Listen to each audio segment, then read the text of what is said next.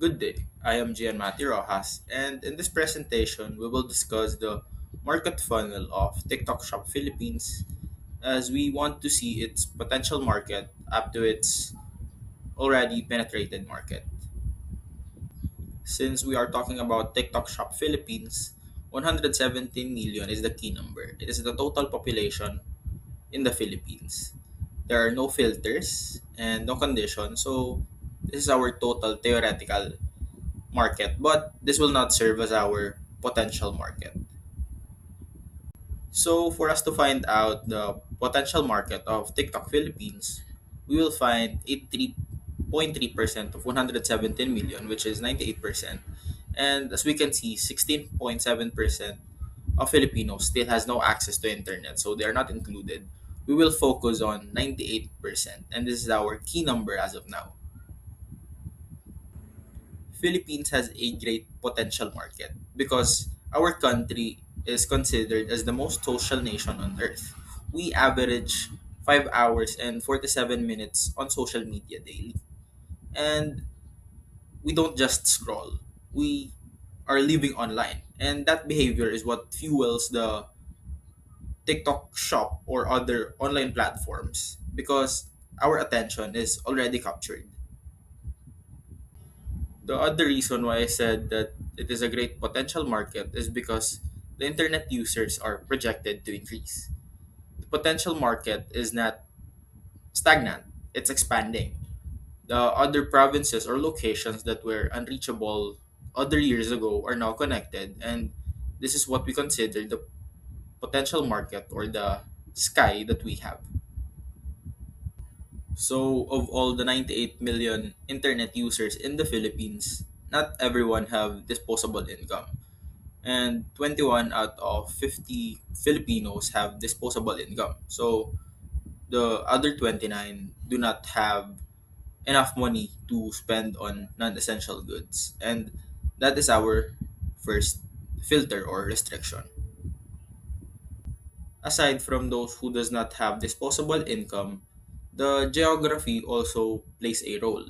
And logistics company cover Metro Manila and major cities, but large parts of Visayas and Mindanao are unreachable. So geography is a real filter here, and it does not help that our country is an archipelagic country. After applying our restrictions, we arrive at roughly 64 million Filipino TikTok users. There are roughly 65 million online shoppers in the Philippines, but we'll just put it to 64 million since these are the TikTok users after we considered their locations and their purchasing power. 85% of Filipino internet users browse shopping sites. These are the other online shopping platforms in the Philippines. So, 85% of the Filipinos are used to using these platforms.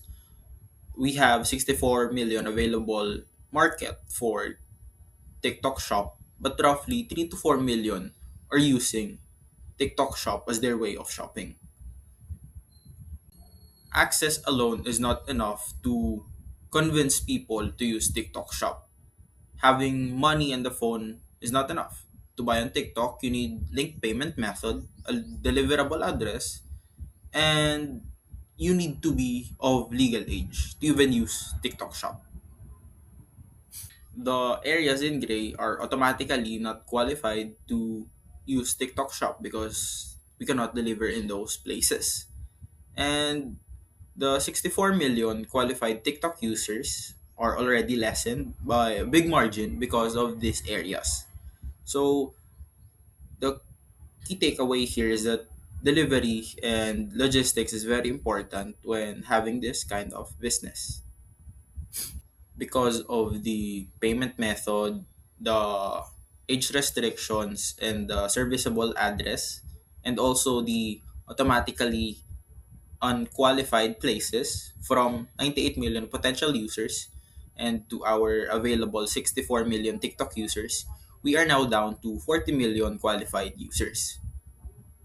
As we can see on the graphic, the target market for the TikTok Shop Philippines is the Gen Z and millennials, since they average 40 hours per month on TikTok.